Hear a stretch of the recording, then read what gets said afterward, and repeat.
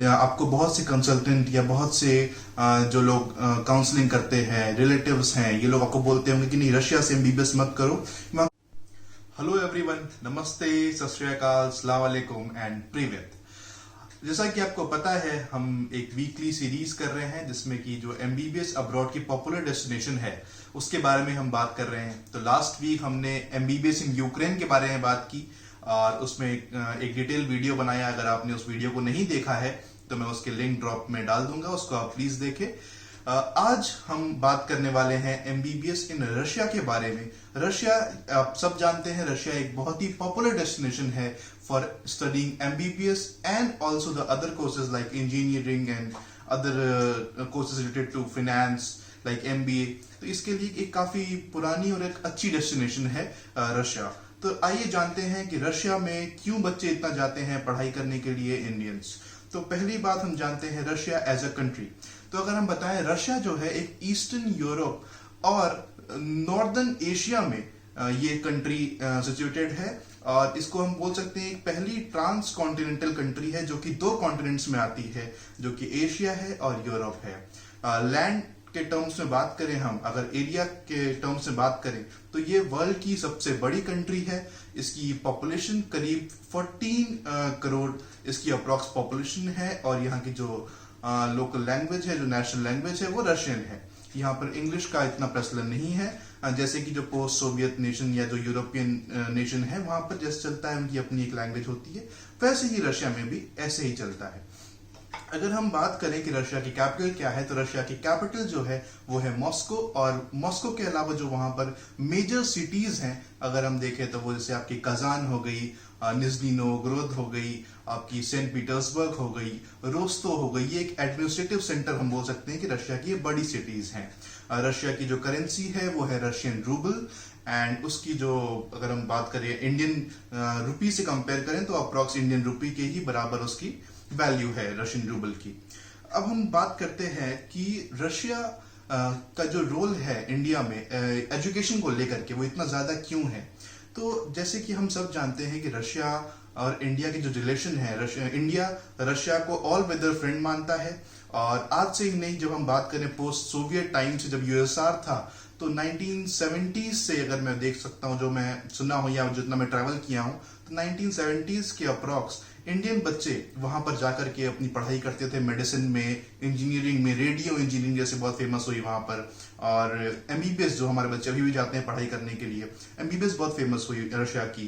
तो ये जो स्टूडेंट्स थे वो तब से वहां पर जाकर के अपनी पढ़ाई करते थे। अगर मैं अपनी बात करूं तो मेरी फैमिली में भी मेरे कई अंकल हैं जो मेरे घर में ही है, मेरे रिलेटिव में है, वो लोग भी रशिया से ही अपनी एमबीबीएस या अदर कोर्सेज किए हुए हैं और आज वेल स्टैब्लिश हैं इंडिया के अंदर।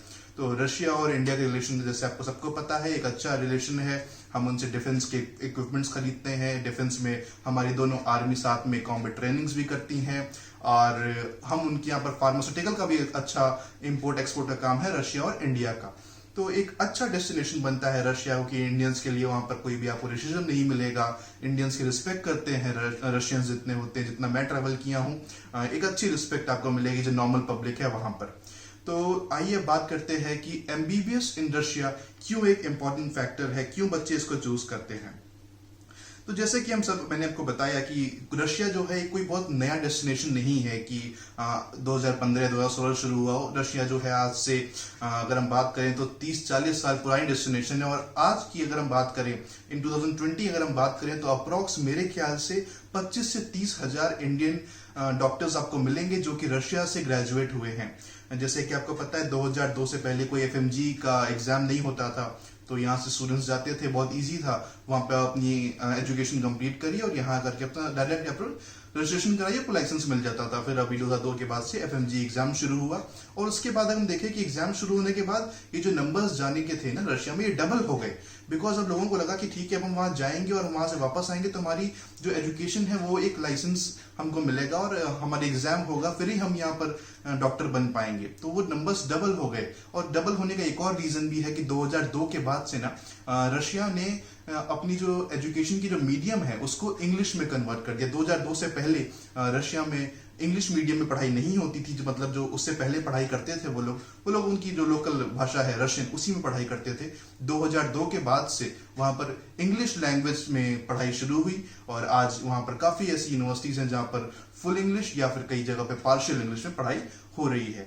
तो रशिया में जो एमबीबीएस है उसकी ड्यूरेशन है 6 ईयर्स, 5.8 ईयर्स प्रिसाइजली, बट उसको अप्रोक्सीमेट 6 ईयर ही बोलते हैं हम। और जो डिग्री आपको मिलती है वहां पर वो जनरल फिजिशियन की डिग्री मिलती है, जिसको हम एमडी के नाम से जानते हैं, लेकिन इंडिया में जब आप वापस आते हो तो आपको वो डिग्री एमबीबीएस के नाम से जानी जाती है। अगर हम ट्यूशन फीस की बात करें, अगर एक एवरेज ट्यूशन फीस ले वहां पर कितनी ट्यूशन फीस है, तो वहां की जो ट्यूशन फीस है वो अप्रोक्स 2.5 लाख से शुरू हो जाती है, जो अच्छे मेडिकल यूनिवर्सिटीज हैं। और जो महंगे हैं जैसे मॉस्को में या पीटर्सबर्ग में आपको मिलेंगे वो 4 लाख या 4.5 लाख पर ये ट्यूशन फीस भी वहां की रहती है। यूनिवर्सिटीज कैंपसेस अच्छे हैं, पुरानी मेडिकल यूनिवर्सिटीज हैं। मीडियम ऑफ इंस्ट्रक्शन के बारे में हम आगे बात करेंगे, वहां पर उसमें थोड़े से पॉइंट्स हैं। अगर मैं बात करूं कि कितने बच्चे हर साल जाते हैं, तो मेरे ख्याल में अप्रोक्स 2 से 2.5 हजार स्टूडेंट्स हर साल इंडिया के रशिया जाते हैं डिफरेंट यूनिवर्सिटीज में पढ़ने के लिए। अगर मैं बात करूं कि रशिया की जो टॉप मेडिकल यूनिवर्सिटीज हैं, जिसमें कि आपका Moscow state university, Kazan federal university, Kazan state university, Rostov state medical university, medical के मामले में कजान स्टेट मेडिकल यूनिवर्सिटी भी काफी अच्छी रैंकिंग रखती है। तो ये जो टॉप मेडिकल यूनिवर्सिटीज हैं, यहाँ पर आप जाकर के अपनी पढ़ाई कर सकते हो। एलिजिबिलिटी क्राइटेरिया हर यूनिवर्सिटी की अपनी है, किसी में 60% मार्क्स मांगते हैं या किसी में आपको 70% मार्क्स मांगते हैं। कहीं पे एंट्रेंस एग्जाम भी होता है, जैसे KFU कजान फेडरल यूनिवर्सिटी में जो institute of fundamental medicine and biology है, IFMB बोलते हैं जिसको, जो उनकी मेडिकल फैकल्टी है, वहां पर आपका एक एंट्रेंस एग्जाम भी होता है। तो एक एंट्रेंस एग्जाम के जरिए भी वहां पर एडमिशन होते हैं। अब आइए हम बात करते हैं जो कि मेन रीजन है, आपको बहुत से कंसल्टेंट या बहुत से जो लोग काउंसलिंग करते हैं, रिलेटिव्स हैं, ये लोग आपको बोलते होंगे कि नहीं रशिया से एमबीबीएस मत करो। वहां का डिमेरिट जो बताते हैं, वो जो मैं सुन रखा हूँ कि एक ही डिमेरिट बताते हैं वो आपको आज तक, कि वहां पर जो पढ़ाई होती है ना वो पार्शियल मीडियम में या रशियन मीडियम में होती है। तो देखिए इसको बहुत ही हम क्लियरली इसको सॉर्ट आउट कर लेते हैं कि बिल्कुल मैं इस बात को मानता हूं कि रशिया में जो फुल इंग्लिश पढ़ाते हैं ना जो यूनिवर्सिटीज, वो 6 से 7 ही ऐसी यूनिवर्सिटीज जिनको लाइसेंस मिला हुआ है मिनिस्ट्री से कि वो फुल इंग्लिश में पढ़ाई करा सकते हैं। उसके अलावा जितनी भी यूनिवर्सिटीज हैं वो या तो 3+3 मतलब 3 साल की English and then further 3 years की रशियन में पढ़ाई कराते हैं, या फिर उससे भी जो मैं बोलूंगा कि अच्छी यूनिवर्सिटीज नहीं है, बेकार तो नहीं बोलूंगा, लेकिन जो इतनी स्टैंडर्ड नहीं है उसकी यूनिवर्सिटीज के, वो 1.5 ईयर्स की आपकी इंग्लिश में कराएंगे एंड जो रेस्ट ऑफ द कोर्स आपका जो 4.5 ईयर का बचेगा वो आपकी रशियन मीडियम में कराएंगे। तो बिल्कुल ऐसा होता है, आपको अपनी खुद की रिसर्च करनी होगी यहाँ से जाने से पहले। अगर मैं बात करूं पार्शियल मीडियम जो है, जो बाइलिंगुअल जिसको हम बोलते हैं, या रशियन मीडियम में आपकी पढ़ाई होगी, तो देखिए आप अगर किसी भी सोवियत स्टेट में जा रहे हो ना, चाहे आप यूक्रेन जा रहे हो, बेलारूस जा रहे हो, Russia, Kyrgyzstan, Kazakhstan, Uzbekistan, Armenia, Georgia, तो यहाँ पर जो इनकी लोकल लैंग्वेज है, यहाँ पर इंग्लिश को तरजीह नहीं दी जाती है, इंग्लिश नहीं बोलते। जो प्रोफेसर्स भी हैं आपके, जब क्लिनिकल करने जाओगे, मान लो आपने अपना 3rd ईयर कर लिया, 3rd ईयर तक तो आपने इंग्लिश में पढ़ाई कर ली, 4th ईयर से जब आप जाओगे तो आपके जो क्लिनिकल पार्ट होगा, जो आपके प्रोफेसर्स होंगे, वो सारे एक एजेड प्रोफेसर्स होते हैं जो कि खुद अपनी जो एजुकेशन है वो रशियन में कंप्लीट किए होते हैं, तो उनको इंग्लिश बोलने में वो इतने कंफर्टेबल नहीं होते। चाहे आप 6 ईयर फुल इंग्लिश मीडियम में जाओ, चाहे पार्शियल इंग्लिश मीडियम में जाओ, तो आपको रशियन तो आनी ही चाहिए अगर आपको वहां सर्वाइव करना है, समझना है। जैसे 4th ईयर में मैं बात करूं, क्लिनिकल सब्जेक्ट्स आपके शुरू हो जाते हैं, ऑप्स, गायनी, पीडियाट्रिक्स। इसमें आप जब जाओगे हॉस्पिटल में विजिट करोगे, आपकी साइकिल चलेंगी, तो आपके जो प्रोफेसर होंगे अगर आपको मान लो बोल देते हैं कि आप पेशेंट हिस्ट्री नोट करो, और जो भी पेशेंट आएगा आपका, आप चाहे कजान में हो, रोस्तोव में हो, परम में हो, व्हाटएवर, कहीं भी किसी भी प्लेस में हो, आप वहां का जो लोकल पेशेंट आएगा वो इंग्लिश नहीं बोलेगा। या आप यूक्रेन में ही क्यों ना हो, आप यूक्रेन के कीव में हो, या फिर आप बेलारूस में हो, या अर्मेनिया में हो, या फिर जो सेंट्रल एशियन कंट्री के, यहाँ पे जो पेशेंट आएंगे ना वो आपको इंग्लिश में नहीं बोलने वाले, वो अपनी लोकल लैंग्वेज मेनली रशियन ही चलती है, रशियन में ही बताएगा। तो इसीलिए आपको बहुत ही ध्यान से अगर डेस्टिनेशन चूज कर रहे हो आप, ये पोस्ट सोवियत जो स्टेट्स हैं, तो आपको अपनी रशियन पे डे 1 से मैं बोलूंगा, आपके 1st ईयर से ही आपको ना आपकी रशियन पे मेहनत करनी है। 720 आवर्स की रशियन चलती है वहां पर, आपके जो सब्जेक्ट होते हैं, सब्जेक्ट आपको सिखाया जाएगा रशियन का, जैसे मैं अगर बात करूं, काफी जो मैं अभी गया था लास्ट ट्रिप मेरी रशिया में थी, मैं बच्चों से मिला और मैंने पूछा कि आपको ये रशियन जो आपकी कन्वर्ट हो जाएगा 3+3 की जो यूनिवर्सिटीज है वहां पर, तो आपको कोई दिक्कत तो नहीं है इससे? उन्होंने मुझे एक बहुत अच्छा रिप्लाई दिया कि नहीं सर, ये दिक्कत की बात नहीं है, तो हमारे लिए अच्छी बात है। अगर हमें प्रैक्टिकल नॉलेज गेन करनी है तो हमें रशियन आनी चाहिए। हम इंग्लिश के दम पे रशिया जैसी कंट्री में सर्वाइव नहीं कर सकते। तो अगर आप इस माइंडसेट पे हो कि आपको पूरी पढ़ाई इंग्लिश में करनी है, आपको सारा कुछ इंग्लिश में चाहिए, तो फिर पोस्ट सोवियत स्टेट्स मतलब रशिया, यूक्रेन और जो ये सारे कंट्रीज हैं ये आपके लिए नहीं है। फिर आप अपनी कोई और डेस्टिनेशन देख लो। लेकिन अगर आपने रशिया आने का डिसाइड किया है या जो जितने भी स्टेट्स आने का डिसाइड किया है, तो फिर आपको एक अदर लैंग्वेज सीखनी पड़ेगी। जस्ट लाइक डेट आप ऐसे सोचो कि जैसे हम उत्तर प्रदेश में रहते हैं, मैं लखनऊ में रहता हूँ, तो लखनऊ से अगर मान लो मैं मेडिकल करने जा रहा हूँ महाराष्ट्र में, या सपोज दैट मैं जा रहा हूँ साउथ इंडिया में, तो मेरे को वहां पर उनकी लोकल लैंग्वेज आनी चाहिए। बिकॉज जो वहां पर पेशेंट्स आएगा लोकल, वो इंग्लिश नहीं बोलेगा, वो हिंदी नहीं बोलेगा, वो अपनी लोकल लैंग्वेज ही बोलेगा। तो मुझे उतनी तो आनी चाहिए। और वहां पर भी आपके साथ ऐसा ही होता है। तो मीडियम इंस्ट्रक्शन को लेकर के काफी ज्यादा जो बवाल खड़ा किया जाता है ना कि ऐसे होगा वैसे होगा, उससे आप मत डरो। ये एक सेकेंडरी चीज है। अगर आप मेहनत करने वाले स्टूडेंट हो, अगर आप सीरियस हो पढ़ाई में, तो आपके लिए ये कोई बहुत बड़ा फैक्टर नहीं होगा। जैसे आपने बाकी सब्जेक्ट्स पढ़ने हैं, वैसे आपने रशियन पढ़नी है और आपको एक अच्छी आपके लिए नॉलेज, जिंदगी भर के लिए आपकी नॉलेज हो जाएगी कि आपको एक अलग लैंग्वेज भी आती होगी।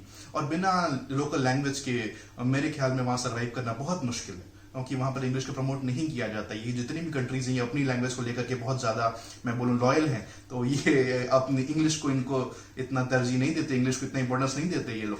तो ये आप बिल्कुल क्लियर समझ लो। इसके बाद अगर जो मुझसे स्टूडेंट्स पूछते हैं कि टॉप यूनिवर्सिटीज कौन सी हैं जहां पर आपको पढ़ना चाहिए एमबीबीएस जाकर के, देखिए अगर मैं यूनिवर्सिटीज तो रशिया में करीब 70-80 हैं, क्योंकि रशिया बहुत बड़ा है। आप जानते हैं 11 टाइम जोन्स हैं वहां पर, 16 कंट्रीज से उसके बॉर्डर लगते हैं। तो जैसे आप जानते हैं ये सारा कुछ। तो लेकिन जो अच्छी जगह है, जहां पर वेदर ठीक है, जहां पर लोग अच्छे हैं, आपको कोई दिक्कत नहीं है, कनेक्टिविटी की दिक्कत नहीं है, फ्लाइट्स की दिक्कत नहीं है, तो 3 टॉप यूनिवर्सिटीज जहां पर इंडियंस बहुत ज्यादा हैं, जहां से ऑलरेडी 2-2.5 हजार ग्रेजुएट आपको मिलेंगे। फर्स्ट तो मैं आपको बताऊंगा Rostov state medical university, second में बताऊंगा आपको Kazan state medical university, and third में बताऊंगा आपको कजान फेडरल यूनिवर्सिटी। उसका रीजन ये है कि कजान फेडरल यूनिवर्सिटी ने अभी जो उनकी institute of fundamental medicine and biology है, उसने IFMB जो मेडिकल फैकल्टी है, उसने ये अनाउंस किया है कि उसके जो 6 ईयर का ड्यूरेशन था, अब वो 5 ईयर में भी उन्होंने चलाएंगे। मतलब वो 2 ड्यूरेशन चलाएंगे, एक 5 ईयर की एमबीबीएस चलेगी वहां पर, एक 6 ईयर की एमबीबीएस चलेगी वहां पर। तो जो स्टूडेंट्स 5 ईयर की एमबीबीएस ढूंढ रहे थे, जैसे चाइना एक ऑप्शन इतना अच्छा नहीं रहा और सेंट्रल एशिया में पढ़ना नहीं चाहते हैं, तो रशिया में एक अच्छी टॉप यूनिवर्सिटी उनको 5 ईयर की ड्यूरेशन में मिल जाएगी। उसके बारे में हम एक अलग सी वीडियो करेंगे आगे फ्यूचर में। अब आते हैं कि आप रशिया में एडमिशन कैसे ले सकते हो। तो देखिए, रशिया में एडमिशन लेने का प्रोसेस वही है जो बाकी कंट्रीज में है। हर एक कंट्री के रिप्रेजेंटेटिव सेट हैं जो उनके लिए काम करते हैं स्टेट वाइज। मैं फिर आपको बोलूंगा कि अपने स्टूडेंट्स से, जो आपके रिलेटिव हैं या जो वहाँ सीनियर स्टूडेंट पढ़ रहे हैं, उनके चक्कर में मत आओ। वो सिर्फ अपनी कुछ कमीशन के लिए आपको किसी भी यूनिवर्सिटी में भेज देंगे, वो चाहे मेडिकल यूनिवर्सिटी हो या फिर वहाँ पर सिर्फ एक फैकल्टी चल रही हो, जो फैकल्टी अभी खुली हो 2016-17 में, जहाँ से सिंगल ग्रेजुएट ही पास आउट ना हो। तो वैसी यूनिवर्सिटीज को आप इग्नोर करो, एक रेप्यूटेड यूनिवर्सिटी में आओ और एक कंसल्टेंट के थ्रू ही आओ आप। मैं स्टूडेंट के थ्रू आपको नहीं आने को बोलूंगा, बिकॉज कंसल्टेंट आपका पूरा ख्याल रखेगा। उसका काम ही है, ये बिजनेस ही यही है उसका, कि आपका सारा कुछ ख्याल रखना वहां पर। स्टूडेंट का आपको कोई मतलब नहीं, वो अपनी लाइफस्टाइल में इतना खुद बिजी होता है कि आपके लिए क्या ही कर पाएगा वो। तो हर चीज का एक सेट बना हुआ है, एक जरिया बना हुआ है, वो उसी को फॉलो करके आइए और अच्छी यूनिवर्सिटीज में आइए। तो लास्ट बात, जैसे कि आप जानते हैं हर एक यूनिवर्सिटी या हर एक कंट्री की हम बात करें तो कोई ना कोई डिमेरिट होती है। तो रशिया की भी डिमेरिट जैसे यूक्रेन की थी, वही डिमेरिट यहाँ पर भी है, बिकॉज कोई बहुत ज्यादा चेंजेस है नहीं। दोनों देश एक साथ थे, 1991 के बाद से ये अलग हो गई है। तो जैसे कि आपको पहली डिमेरिट जो आपको फेस करनी पड़ सकती है, चैलेंजेस मैं बोलूँ फेस करना पड़ सकता है, वो है आपका वेदर। रशिया में जो कोल्ड टेम्परेचर होते हैं आप सब जानते हैं। अगर आप फार ईस्ट साइड में जाएंगे, साइबेरिया साइड में जाएंगे, तो वहां पर तो बहुत एक्सट्रीम टेम्परेचर होता है। अगर आप मॉस्को के आसपास रहेंगे या जो सदर्न रशिया से जहां पर रोस्तो है वहां रहेंगे, तो वहां पर आपको टेम्परेचर जैसे एज लाइक यूक्रेन है आपका -10 तक, -15 तक आपको झेलना पड़ सकता है। और सेकंड जो चैलेंजेस है जिसके बारे में हमने बात की, पूरा वीडियो ही उसकी लिए बनाया कि रशियन मीडियम, आपको रशियन लैंग्वेज सीखनी पड़ेगी। ये एक बहुत बड़ा बैरियर है, लेकिन आप इसको क्रॉस करोगे तभी आपको रशिया में जो आपकी डिग्री होगी ना उसकी वर्थ होगी, वरना उसकी कोई वर्थ नहीं रहेगी आपकी। तो रशियन लैंग्वेज आपको आनी चाहिए। ये दो डिमेरिट मुझे लगते हैं रशिया में। इसके अलावा तो और कोई डिमेरिट मुझे नहीं लगता है। अगर आपको मेरी ये वीडियो पसंद आई, अगर आप चैनल को सब्सक्राइब नहीं किए तो सब्सक्राइब कर दीजिए। अगर ये वीडियो पसंद आई, आपके कोई भी रिलेटिव या आपके घर में कोई प्लान कर रहा है एमबीबीएस करने का रशिया से, तो उसको शेयर करिए। मेरे कॉन्टैक्ट इन्फॉर्मेशन दिए हुए हैं। नेक्स्ट वीडियो जो हम बनाने जा रहे हैं वो हम बनाने जा रहे हैं एमबीबीएस इन सेंट्रल एशिया, जिसमें मैं 3 कंट्री कवर कर लूंगा, किर्गिस्तान, कजाकिस्तान, उज्बेकिस्तान, बिकॉज कोई खास डिफरेंस है नहीं इनमें। तो इन 3 कंट्री के बारे में हम नेक्स्ट संडे को बात करेंगे। आज के लिए इतना ही। Thank you.